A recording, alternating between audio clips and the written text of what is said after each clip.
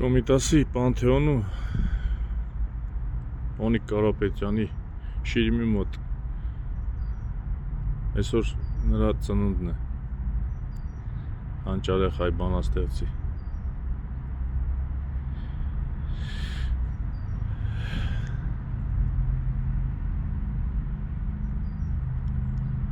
Ու տողեր կուզեմ ընթերցեմ Տանթեականից,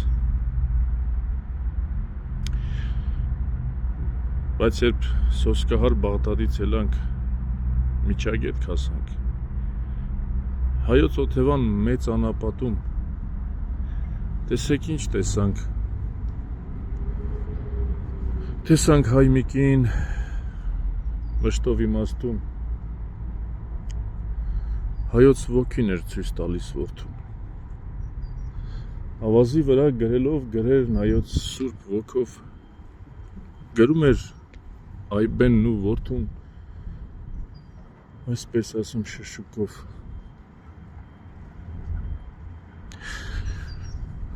Այբ բեն գիմ դա է, ձակս լավն է, որ թուրքը վայ է, որ լավ սովորես, մոր պես քեզ պիտի Աստված փայփայ է, ասում գրում էր մայրը հայ գրերն ավազի վրա, բայց քամին գալիս, ջնջում էր հայոց գրերն հնորյա, ջնջում էր քամին, բայց ջնջածները գրում էր տղան, գրում էր նորից, Աստվածապարգև գրերը բոլոր, բայց քամին էլի թուր սամումի պես գալիս էր խոլոր, խուժում ջնջում էր, բայց նորից գրում էր տղան, հայոց անխորտակ գրերն ազգապահ, թրերն արմաղան, գրում էր մայր ավազի վրա Այբուբեն հայոց, ինչ ես թուրքացել, դու էլ այ քամի, ինչ կուզես այ օց, ասում գրում էր մայրը իմաստախոս գրերն ավազին, մասիս էր գրում, որ չմոռանար որդին մասիսին, որ չմոռանար անապատում մեր հայրենին խլված, գրում էր մայրը հույս անխորտակ և թե խարխլված, ու վանածով էր գրում ավազին հույսով անկատար, բայց նորից գալիս, նորից էր ջնջում քամին խելագար, նորից էր խուժում, նորից էր ոռնում, քամին խելահեղ,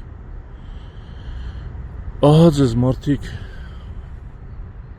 հայոց պատմությունն ամենաշքեղ, մայրը ցույց տալիս գրում էր որդին, մահից էլ համար,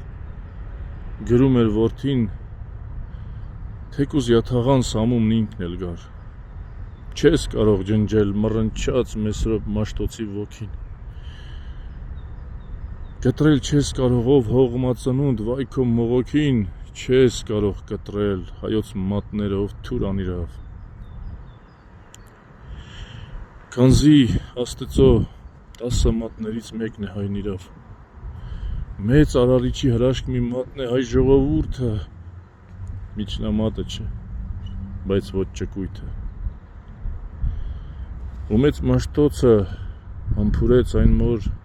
մատները դողդոջ, ապա պատանու ճակատն համբուրեց,